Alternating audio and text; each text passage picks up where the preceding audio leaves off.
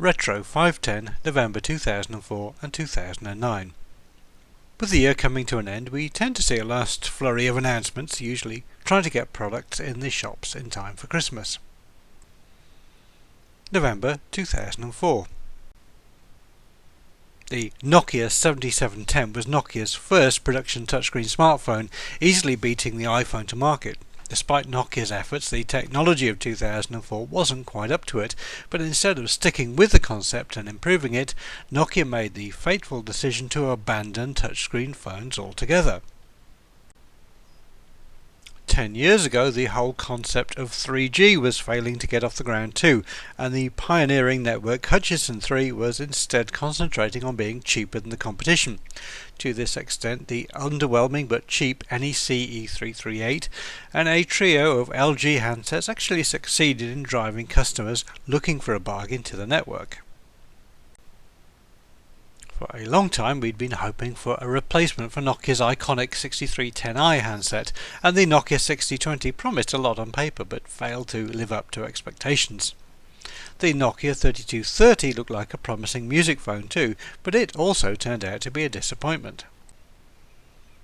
Sitting somewhere in the range of over 200 Samsung clamshell phones is the Samsung E610, a device that tried to be fashionably thin but just ended up looking squashed. Samsung have produced nearly 200 slider phones too, and the Samsung E850 stands out because of the unusual pop-out rotating camera. November 2009. The worldwide version of the Droid, launched the previous month, the Motorola Milestone, was the first Android 2 device in Europe with a slide-out QWERTY keyboard and a high-end feature set that should have made it sell rather better. Competing against this was the Sony Ericsson Xperia X10, which only ran Android 1.6 out of the box, but Android 2 arrived shortly afterwards in a very pleasing package that sold rather well. Also competing in the Android market was the Dell Mini 3 range, which failed to make an impact. Even 5 years ago, coming up with a completely new smartphone platform was a very risky thing to do, but the Emblaze First Else attempted to bring a radically different user interface and some cool hardware to market, but unfortunately it never really got off the ground.